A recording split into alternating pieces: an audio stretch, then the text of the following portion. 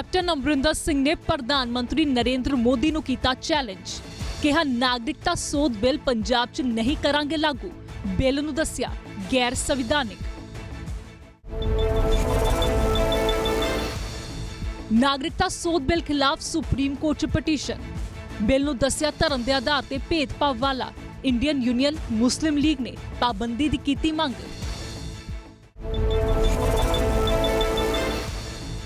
Hyderabad encounter की होगी न्यायिक जांच। सुप्रीम कोर्ट ने बनाया कमीशन। 6 महीने च मंगी रिपोर्ट। गैंगरेप के मुलजमां दा 6 दिसंबर नूं होया सी एनकाउंटर।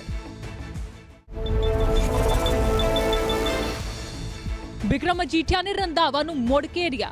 कहा हाई कोर्ट च जग्गू भगवानपुरिया ने नहीं, रंधावा ने पाई पटीशन। सब ड्रामेबाजी।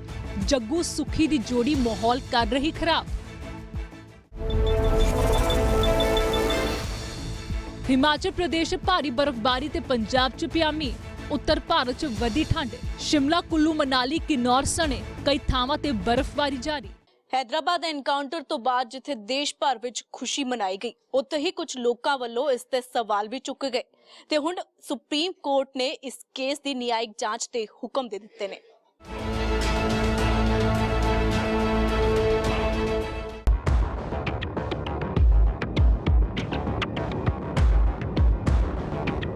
हैदराबाद विच महिला डॉक्टर नाल गैंगरेप ते उसदे कतल ते मुलजमां दे एनकाउंटर दी न्यायिक जांच होवेगी।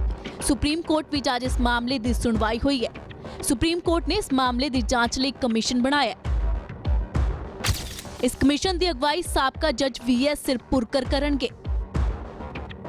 3 मैंबरी कमीशन विच मुंबई हाई कोर्ट दी रिटायर्ड जज रेखा बलटोटा ते CBI दे साबका मुखी VS कार्तिकेयन भी शामिल होणगे। एक कमीशन 6 महीने विच अपनी रिपोर्ट सौंपेगी। सुप्रीम कोर्ट ने साफ शब्दों विच कहा कि इस मामले की कोई होर जांच नहीं होगी। सिर्फ न्यायिक पैनल ही इसकी जांच कर सकता है।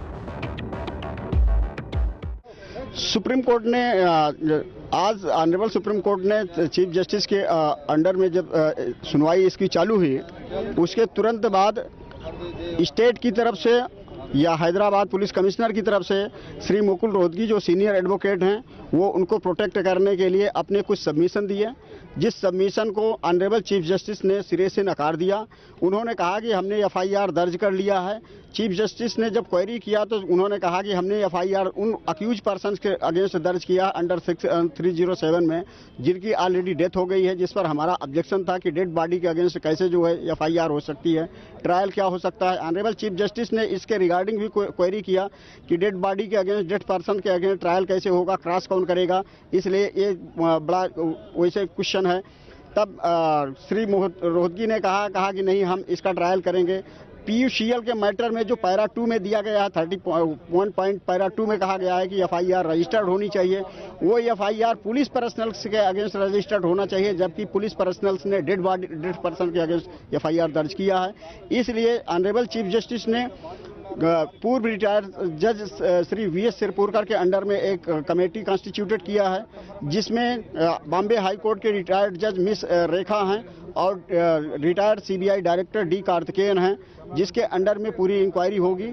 ये तीनों लोग जाकर के हैदराबाद में बैठ करके अपनी कमेटी फार्मुलेट करेंगे, उसके बाद अपनी डे टू डे रिपोर्टिंग करेंगे। लेकिन इसमें मीडिया को इससे रोका गया है कि इससे संबंधित, केस से संबंधित जो भी केस चीज़ें नज़र आएँ जो कि ट्रायल को प्रेजुडिस कर सकें, उसको जो है मीडिया हाईलाइट ना करे और उसको न दिखाए। हुण तुहानूं दसदे हां कि आखिर मामला किसी शमशाबाद तो 27-28 नवंबर की रात एक महिला डॉक्टर नूं गैंगरेप तो बाद कतल कर साड़िया गया। 28 नवंबर नूं एक पुल हेठां अधसड़ी लाश मिली। घटना नूं लैके देश भर विच थां-थां विरोध प्रदर्शन होया। 3 नवंबर नूं पुलिस ने 4 मुलजमां नूं गिरफ्तार किया। 6 दिसंबर नूं सवेरे 3 बजे पुलिस मुलजमां नूं क्राइम सीन रिक्रिएशन लई वारदात वाली थां लैके गई। पुलिस का मकसद वारदात की घटना बारे जानकारी जुटाउण नाल कुछ सबूतां की बरामदगी करना सी। पुलिस मुताबक मुलजमां ने जांच दौरान उन्हां उत्ते हमला किया ते जवाबी कार्रवाई विच चारों मारे गए। एक कथित एनकाउंटर हैदराबाद तो 50 किलोमीटर दूर महबूब नगर जिले के चटनपल्ली पिंड विच होया। ਐਨਕਾਊਂਟਰ ਦੀ ਖਬਰ ਆਉਣ ਤੋਂ ਬਾਅਦ ਦੇਸ਼ ਦੀ ਸੰਸਦ ਤੋਂ ਲੈ ਕੇ ਸੋਸ਼ਲ ਮੀਡੀਆ ਤੱਕ ਹਰ ਥਾਂ ਤੇ ਇਸ ਮਾਮਲੇ ਦੀ ਚਰਚਾ ਹੋਈ। ਕੁਝ ਲੋਕਾਂ ਵੱਲੋਂ ਇਸ ਦੀ ਤਾਰੀਫ ਕੀਤੀ ਗਈ ਤੇ ਜਦੋਂ ਕਿ ਕੁਝ ਲੋਕਾਂ ਦਾ ਕਹਿਣਾ ਹੈ ਕਿ ਇਹ ਕੀਤਾ ਜਾਣਾ ਗੈਰ ਕਾਨੂੰਨੀ ਹੈ। ਜੱਗੂ ਭਗਵਾਨਪੁਰੀਆ ਤੇ ਸੁਖਜਿੰਦਰ ਰੰਧਾਵਾ ਤੇ ਵਿਕਰਮ ਮਜੀਠੀਆ ਇੱਕ ਵਾਰ ਮੁੜ ਤੋਂ ਆਮੋ ਸਾਹਮਣੇ ਨੇ। ਜੱਗੂ ਭਗਵਾਨਪੁਰੀਆ ਨੇ ਹਾਈ ਕੋਰਟ ਵਿੱਚ ਪਟੀਸ਼ਨ ਦਾਇਰ ਕੀਤੀ, ਆਪਣੀ ਜਾਨ ਨੂੰ ਖਤਰਾ ਦੱਸਿਆ ਤੇ ਹੁਣ ਮਜੀਠੀਆ ਇਸ ਨੂੰ ਵੀ ਸ਼ੱਕ ਦੀ ਨਿਗਾਹ ਨਾਲ ਵੇਖ ਰਹੇ ਨੇ।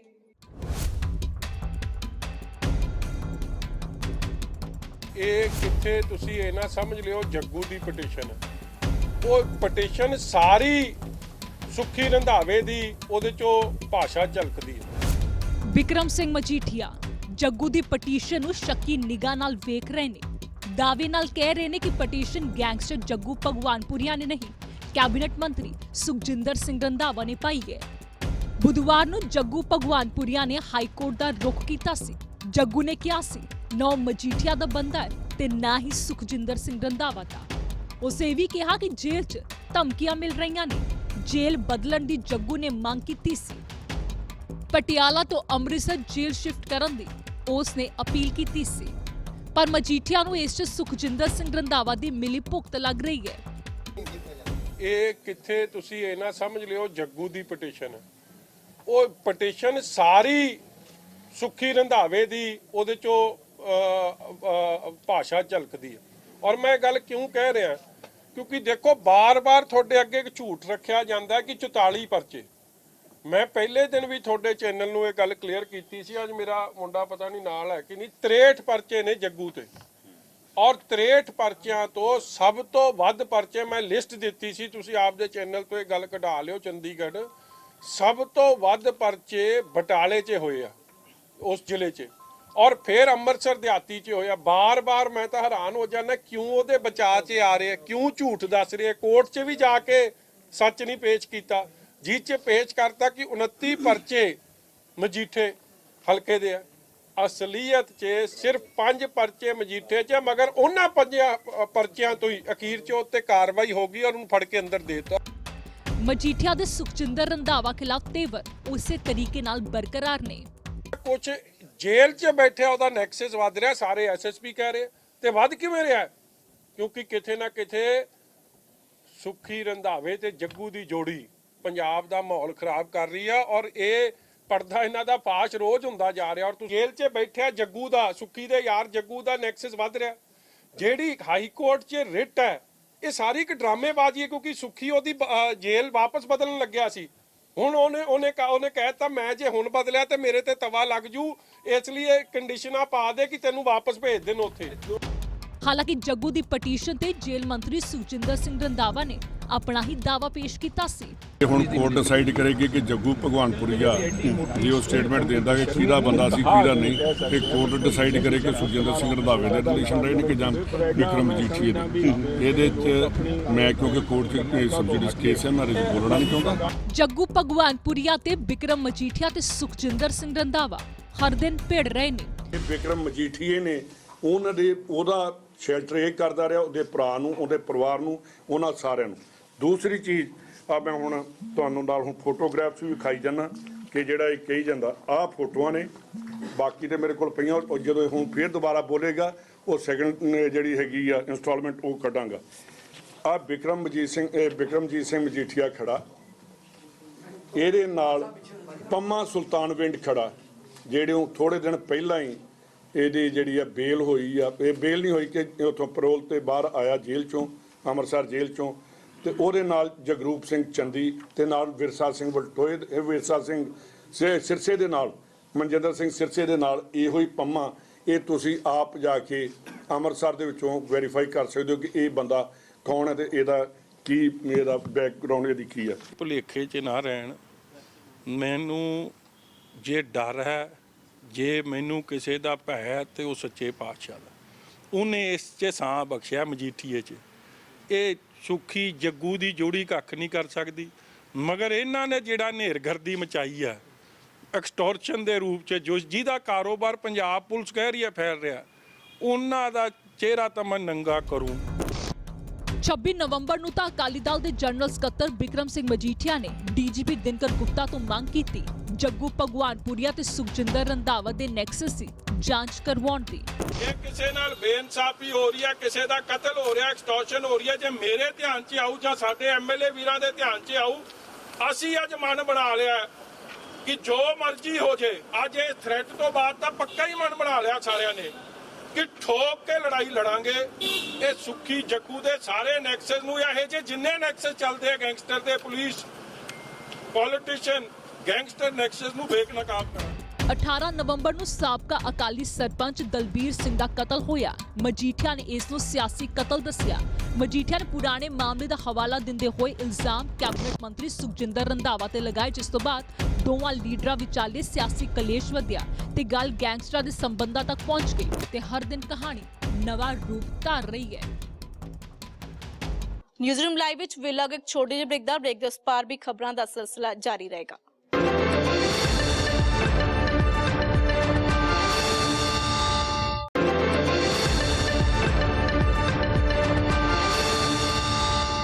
ਨਾਗਰਿਕਤਾ ਸੋਧ ਬਿੱਲ ਨੂੰ ਸੁਪਰੀਮ ਕੋਰਟ ਵਿੱਚ ਚੁਣੌਤੀ ਦਿੱਤੀ ਗਈ ਹੈ। ਇੰਡੀਅਨ ਮੁਸਲਿਮ ਲੀਗ ਨੇ ਇਸ ਬਿੱਲ ਨੂੰ ਚੁਣੌਤੀ ਦਿੱਤੀ ਹੈ ਤੇ ਉਧਰ ਉੱਤਰੀ ਪੂਰਬੀ ਸੂਬਿਆਂ ਵਿੱਚ ਵੀ ਇਸ ਬਿੱਲ ਦਾ ਜ਼ਬਰਦਸਤ ਵਿਰੋਧ ਹੋ ਰਿਹਾ ਹੈ।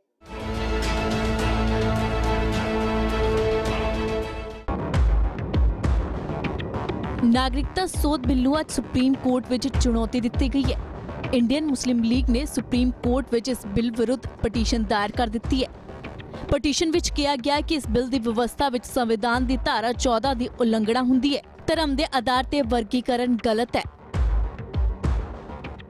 हाँ, हम तो नया CAB बिल के खिलाफ तो फाइल किया है। जो हमारा पिटिशन में तो हम बोला है कि जो नया कानून अभी तो कल पार्लियामेंट पास किया है वो डिस्क्रिमिनेटरी है, क्योंकि वो रिलीजन के बेसिस पे एक कानून बनाया है। वो हमारा कॉन्स्टिट्यूशन में ऐसे क्लियरली बोला है कि हमारा एक सेक्युलर कॉन्स्टिट्यूशन है।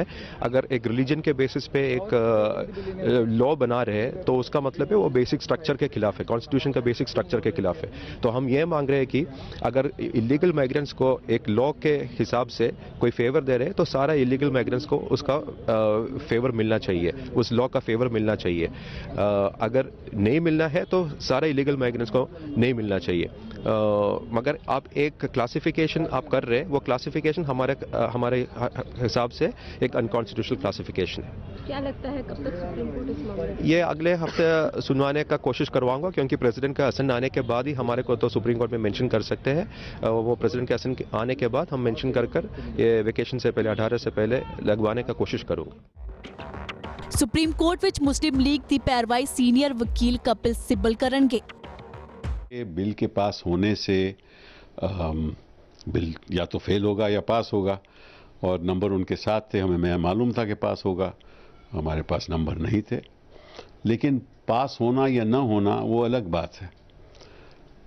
तो सही जो मुद्दा उठता है वो ये है कि पहले तो ये बिल लाए क्यों, और इस देश में इतनी भारी समस्याएं हमारे सामने खड़ी हुई हैं। बेरोज़गारी की समस्या है, 3 करोड़ टेक्सटाइल सेक्टर में लोगों की नौकरियां चली गई, लोग बर्बाद हो गए, किसान आत्महत्या कर रहे हैं, NPA जितने बढ़ चुके हैं, टेलीकॉम सेक्टर में आपको मालूम है कि बहुत भारी डेट है, और हमारी जो स्टील की सिचुएशन अभी थोड़ी बेहतर है, लेकिन जो आर्थिक स्थिति है, जो GDP है हमारी, वो आज 5% से कम होती जा रही है। तो देश के सामने इतनी ज़्यादा समस्याएं हैं, लेकिन उन पे तो इन्होंने ध्यान देते ही नहीं। आप इनका दौर देखो तो 2014 के बाद क्या, कभी ये घर वापसी की बात करते हैं, कभी ये लव जिहाद की बात करते हैं, कभी ये ट्रिपल तलाक की बात करते हैं, कभी ये NRC की बात करते हैं, कभी ये 370 की बात करते हैं, कभी ये कश्मीर ब्लॉकेट की बात करते हैं, फिर ये CAB की बात करते हैं, फिर एक नेशनल NRC की बात करते हैं। मतलब कि इनके पास कोई और मुद्दे नहीं है क्या? इन मुद्दों से देश का भविष्य बदल जाएगा क्या? जो गरीबी है, जो बेरोज़गारी है, वो ख़त्म हो जाएगी क्या? बिजनेस में प्रॉस्पेरिटी आ जाएगी? ये तो एक ऐसे मुद्दे हैं जो देश को बांटना चाहते हैं। ਹੁਣ ਤੁਹਾਨੂੰ ਦੱਸਦੇ ਹਾਂ ਕਿ ਆਖਿਰ ਨਾਗਰਿਕਤਾ ਸੋਧ ਬਿੱਲ ਹੈ ਕੀ। ਅਫਗਾਨਿਸਤਾਨ, ਬੰਗਲਾਦੇਸ਼ ਤੇ ਪਾਕਿਸਤਾਨ ਤੋਂ ਆਏ ਹਿੰਦੂ, ਸਿੱਖ, ਬੌਧ, ਜੈਨ, ਪਾਰਸੀ ਤੇ ਈਸਾਈ ਘੱਟ ਗਿਣਤੀ ਭਾਈਚਾਰੇ ਦੇ ਲੋਕਾਂ ਨੂੰ ਨਾਗਰਿਕਤਾ ਮਿਲੇਗੀ। ਇਸ ਬਿੱਲ ਵਿੱਚ ਮੁਸਲਿਮ ਭਾਈਚਾਰੇ ਨੂੰ ਸ਼ਾਮਲ ਨਹੀਂ ਕੀਤਾ ਗਿਆ। ਭਾਰਤ ਵਿੱਚ ਪਹਿਲਾਂ ਨਾਗਰਿਕਤਾ ਹਾਸਲ ਕਰਨ ਲਈ 11 ਸਾਲ ਦੀ ਸ਼ਰਤ ਸੀ। ਬਿੱਲ ਸੋਧ ਤੋਂ ਬਾਅਦ 11 ਸਾਲ ਦੀ ਥਾਂ 6 ਸਾਲ ਵਿੱਚ ਨਾਗਰਿਕਤਾ ਮਿਲੇਗੀ। ਨਾਗਰਿਕਤਾ ਐਕਟ 1955 ਵਿੱਚ ਕੁਝ ਸੋਧ ਕੀਤੇ ਜਾਣਗੇ ਤਾਂ ਜੋ ਲੋਕਾਂ ਨੂੰ ਨਾਗਰਿਕਤਾ ਲਈ ਕਾਨੂੰਨੀ ਮਦਦ ਮਿਲੇ। ਭਾਰਤੀਆਂ ਵਾਂਗ ਰਿਫਿਊਜੀਆਂ ਨੂੰ ਵੀ ਸੰਵਿਧਾਨ ਤੋਂ ਬੁਨਿਆਦੀ ਅਧਿਕਾਰਾਂ ਦੀ ਗਾਰੰਟੀ ਮਿਲੇਗੀ। ਰਿਫਿਊਜੀਆਂ ਨੂੰ ਸਾਰੀ ਸਰਕਾਰੀ ਯੋਜਨਾਵਾਂ ਦਾ ਲਾਭ ਮਿਲੇਗਾ। ਜੇਕਰ ਕਿਸੇ ਤੇ ਗੈਰ ਕਾਨੂੰਨੀ ਢੰਗ ਭਾਰਤ ਵਿੱਚ ਰਹਿਣ ਦਾ ਮਾਮਲਾ ਚੱਲ ਰਿਹਾ ਹੈ ਤਾਂ ਵੀ ਉਹ ਨਾਗਰਿਕਤਾ ਦਾ ਫਾਰਮ ਭਰ ਸਕਦਾ ਹੈ। ਨਾਗਰਿਕਤਾ ਮਿਲਦੇ ਹੀ ਉਸ ਉੱਤੇ ਮਾਮਲਾ ਖਤਮ ਹੋ ਜਾਵੇਗਾ। ਇਸ ਬਿੱਲ ਵਿਰੁੱਧ ਉੱਤਰ ਪੂਰਬੀ ਸੂਬਿਆਂ ਵਿੱਚ ਜ਼ਬਰਦਸਤ ਰੋਹ ਪਾਏ ਜਾ ਰਹੇ ਹਨ। ਉਧਰ ਪਾਕਿਸਤਾਨ ਵਿੱਚ ਸੰਸਦ ਮੈਂਬਰ ਰਹੇ ਡੀਵਾਇਰ ਰਾਮ ਦੇ ਪਰਿਵਾਰ ਵਿੱਚ ਖੁਸ਼ੀ ਦਾ ਮਾਹੌਲ ਹੈ ਤੇ ਹੁਣ ਉਹਨਾਂ ਨੂੰ ਆਸ ਜਗੀ ਹੈ। अप्रैल 2006 में आए थे। हम यहाँ बहुत तकलीफ से रहते थे। हमारे को नागरिकता नहीं थी, आने जाने में तकलीफ होती थी, स्कूल में बच्चे नहीं पढ़ सकते थे। अब हमारे को नागरिकता मिल जाएगी, हम इस देश के हो जाएंगे। हमारे को बहुत खुशी है, हमारे बच्चे पढ़ेंगे, उनको नौकरियां मिलेंगी, हम सुधर जाएंगे। बहुत खुशी है हमारे को। हम मोदी जी का भी धन्यवाद करते हैं और देश की हम बिल्कुल सहायता करेंगे और इसके गलत काम कोई नहीं करेंगे। ਨਾਗਰਿਕਤਾ ਸੋਧ ਬਿੱਲ ਲੋਕ ਸਭਾ ਤੇ ਰਾਜ ਸਭਾ ਵਿੱਚ ਪਾਸ ਹੋ ਚੁੱਕਿਆ ਹੈ ਤੇ ਹੁਣ ਰਾਸ਼ਟਰਪਤੀ ਦੀ ਮੋਹਰ ਲੱਗਣ ਤੋਂ ਬਾਅਦ ਇਹ ਬਿੱਲ ਕਾਨੂੰਨ ਬਣ ਜਾਵੇਗਾ। ਪਹਾੜਾਂ ਤੇ ਬਰਫ਼ਬਾਰੀ ਤੇ ਮੈਦਾਨੀ ਇਲਾਕਿਆਂ ਵਿੱਚ ਮੀਂਹ ਨੇ ਲੋਕ ਠਾਰ ਦਿੱਤੇ ਨੇ। ਜਿੱਥੇ ਠੰਡ ਵਧਣ ਨਾਲ ਆਮ ਜਨਜੀਵਨ ਪ੍ਰਭਾਵਿਤ ਹੋ ਰਿਹਾ ਹੈ, ਉੱਥੇ ਹੀ ਸੈਲਾਨੀ ਬਰਫ਼ਬਾਰੀ ਦਾ ਆਨੰਦ ਮਾਣ ਰਹੇ ਨੇ।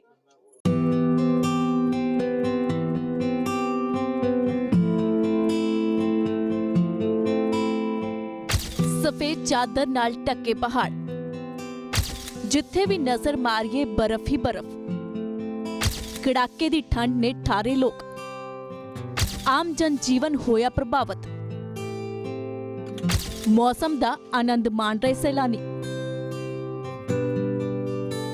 एक खूबसूरत नजारा हिमाचल दियां वादियां दा है। मौसम के बदले मिजाज कारण हिमाचल के ज्यादातर इलाकों में बर्फबारी हो रही है। स्पीति, सिरमौर, शिमला, कुल्लू, मनाली, किन्नौर सने उचाई वाले इलाकों में बर्फबारी का दौर जारी है। बर्फबारी नाल सड़कां जाम हो गई ने। जिथे इस बर्फबारी नाल आम जनजीवन प्रभावित हो रहा है, उत्थे सैलानी इस मौसम का आनंद माण रहे हैं। हाँ, first time in Shimla, but बहुत अच्छा है और लकीली ये मेरा थर्ड टाइम है। मतलब इससे पहले भी आप स्नोफॉल देख चुका हूँ इससे पहले, एक बार डलहौजी में, एक बार ਉੱਥੇ ਇਸ ਬਰਫ਼ਬਾਰੀ ਦਾ ਅਸਰ ਮੈਦਾਨੀ ਇਲਾਕਿਆਂ ਵਿੱਚ ਵੀ ਹੋ ਰਿਹਾ ਹੈ। ਪੰਜਾਬ, ਚੰਡੀਗੜ੍ਹ ਤੇ ਹਰਿਆਣਾ ਵਿੱਚ ਪੈ ਰਹੇ ਮੀਂਹ ਨਾਲ ਠੰਡ ਵੱਧ ਗਈ ਹੈ, ਪਰ ਲੋਕਾਂ ਨੂੰ ਲਗਾਤਾਰ ਪੈ ਰਹੀ ਸੁੱਕੀ ਠੰਡ ਤੋਂ ਰਾਹਤ ਜ਼ਰੂਰ ਮਿਲੀ ਹੈ। ਅੱਜ ਦੇ ਮੌਸਮ ਤੋਂ ਦੇਖ ਕੇ ਇਹ ਪਤਾ ਚੱਲਦਾ ਹੈ कि अज का जो मौसम शुरू होया है, जो बरसात पैनी शुरू हुई है, इस नाल कई बीमारियों का अंत होएगा, जिस तरह कि डेंगू, वायरस, मलेरिया, कई तरह की बीमारियां जो हो रही हैं, इसका अंत हो जाएगा, क्योंकि मच्छर का अंत इन्हां बीमारियों का ही अंत है। तो दूसरे मैं जो होजी के व्यापारी ने, क्योंकि उन्होंने जो साल भर का स्टाक है हुण इस मौसम में निकलना शुरू होएगा, क्योंकि हर बंदा स्वेटर, जैकेट ते होर कई तरह के ठंड च बचन के उपाय करता है। तो उन्होंने भी मौसम के नाल बहुत संबंधित है। तो तीसरा है जो कि इस समय जो सुक्की ठंड पै रही थी, उसका प्रभाव ये मीह पैन नाल, बूंदाबांदी होने नाल उसका प्रभाव भी खत्म होएगा। ਹੁਣ ਮੌਸਮ ਵਿਭਾਗ ਨੇ ਪਰਬਤੀ ਇਲਾਕਿਆਂ ਵਿੱਚ ਭਾਰੀ ਬਰਫ਼ਬਾਰੀ ਲਈ 12 ਤੇ 13 ਦਸੰਬਰ ਨੂੰ ਯੈਲੋ ਅਲਰਟ ਜਾਰੀ ਕੀਤਾ ਹੈ। ਹਿਮਾਚਲ ਵਿੱਚ 16 ਦਸੰਬਰ ਤੱਕ ਮੌਸਮ ਖਰਾਬ ਰਹੇਗਾ। ਉਧਰ ਮੈਦਾਨੀ ਇਲਾਕਿਆਂ ਵਿੱਚ ਵੀ 2 ਦਿਨ ਮੀਂਹ ਪੈਣ ਦਾ ਅਲਰਟ ਜਾਰੀ ਹੈ। ਫਿਲਹਾਲ ਵੇਲੇ ਇੱਕ ਹੋਰ ਛੋਟੇ ਜਿਹੇ ਬ੍ਰੇਕ ਦਾ ਬਣੇ ਰਹੋ ABP ਸਾਂਝਾ ਦੇ ਨਾਲ।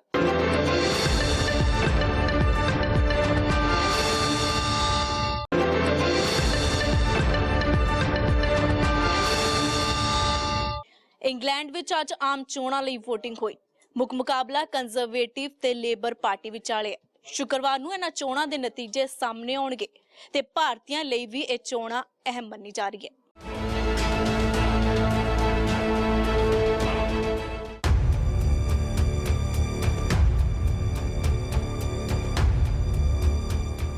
ਇੰਗਲੈਂਡ ਵਿੱਚ ਅੱਜ ਆਮ ਚੋਣਾਂ ਲਈ VOTING ਹੋਈ ਤੇ ਸ਼ੁੱਕਰਵਾਰ ਨੂੰ ਇਹਨਾਂ ਦੇ ਨਤੀਜੇ ਆਉਣਗੇ। ਇਹਨਾਂ ਚੋਣਾਂ ਵਿੱਚ ਮੁੱਖ ਮੁਕਾਬਲਾ ਸੱਤਾਧਾਰੀ ਕੰਜ਼ਰਵੇਟਿਵ ਪਾਰਟੀ ਤੇ ਮੁੱਖ ਵਿਰੋਧੀ ਲੇਬਰ ਪਾਰਟੀ ਵਿਚਾਲੇ ਹੈ। 2015 ਤੋਂ ਬਾਅਦ ਇੱਥੇ ਤੀਜੀ ਵਾਰ ਚੋਣਾਂ ਹੋ ਰਹੀਆਂ ਨੇ। ਇਸ ਦਾ ਕਾਰਨ ਬ੍ਰੈਗਜ਼ਿਟ ਹੈ।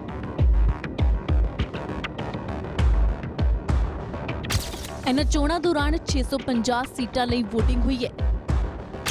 ਜਿੱਤਣ ਲਈ 326 ਸੀਟਾਂ ਦੀ ਜ਼ਰੂਰਤ ਹੋਵੇਗੀ। ਬ੍ਰਿਟੇਨ ਦੀ ਕੁੱਲ ਆਬਾਦੀ ਕਰੀਬ 6 ਕਰੋੜ ਹੈ।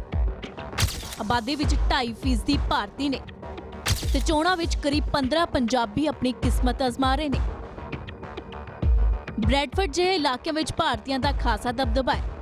ਇਸ ਲਈ ਇਹ ਚੋਣਾਂ ਭਾਰਤੀਆਂ ਲਈ ਵੀ ਅਹਿਮ ਮੰਨੀ ਜਾ ਰਹੀ ਹੈ। ਪ੍ਰਧਾਨ ਮੰਤਰੀ ਬੋਰਿਸ ਜੌਨਸਨ ਦੀ ਕੰਜ਼ਰਵੇਟਿਵ ਪਾਰਟੀ ਨੇ ਜਲਿਆਂਵਾਲਾ ਬਾਗ ਅਤੇ 370 ਦੇ ਨਾਂ ਤੇ ਵੋਟ ਮੰਗੀ। ਉਧਰ ਲੇਬਰ ਪਾਰਟੀ ਵੱਲੋਂ ਵੀ ਭਾਰਤੀਆਂ ਨੂੰ ਖੁਸ਼ ਕਰਨ ਦੀ ਕੋਸ਼ਿਸ਼ ਕੀਤੀ ਗਈ। ਪਾਰਟੀ ਮੁਤਾਬਕ ਜੇਕਰ ਉਹ ਜਿੱਤੇ ਨੇ ਤਾਂ ਉਹ ਜਲਿਆਂਵਾਲਾ ਹੱਤਿਆਕਾਂਡ ਲਈ ਰਸਮੀ ਰੂਪ ਵਿੱਚ ਮਾਫੀ ਮੰਗਣਗੇ ਤੇ ਨਾਲ ਹੀ ਸਕੂਲੀ ਸਿਲੇਬਸ ਵਿੱਚ ਬ੍ਰਿਟਿਸ਼ ਸੂਬੇ ਦੇ ਅਤਿਆਚਾਰਿਆਂ ਨੂੰ ਵੀ ਸ਼ਾਮਲ ਕਰਨ ਦੀ ਗੱਲ ਆਖੀ ਹੈ। ਓਪੀਨੀਅਨ ਪੋਲ ਮੁਤਾਬਕ ਸੱਤਾਧਾਰੀ ਕੰਜ਼ਰਵੇਟਿਵ ਪਾਰਟੀ ਦੀ ਜਿੱਤ ਹੋ ਸਕਦੀ ਹੈ, ਪਰ ਚੋਣਾਂ ਦੇ ਨਤੀਜੇ ਆਉਣ ਤੋਂ ਬਾਅਦ ਹੀ ਪਤਾ ਚੱਲ ਸਕੇਗਾ ਕਿ ਕਿਸ ਪਾਰਟੀ ਦੀ ਜਿੱਤ ਹੋਵੇਗੀ। ਨਿਊਜ਼ਰੂਮ ਲਾਈਵ ਵਿੱਚ ਨਹੀਂ, ਮੈਨੂੰ ਦਿਓ ਇਜਾਜ਼ਤ। ਦੇਸ਼ ਦੁਨੀਆ ਤੇ ਪੰਜਾਬ ਦੀ ਹਰ ਵੱਡੀ ਖਬਰ ਲਈ ਬਣੇ ਰਹੋ ABP ਸਾਂਝਾ ਦੇ ਨਾਲ।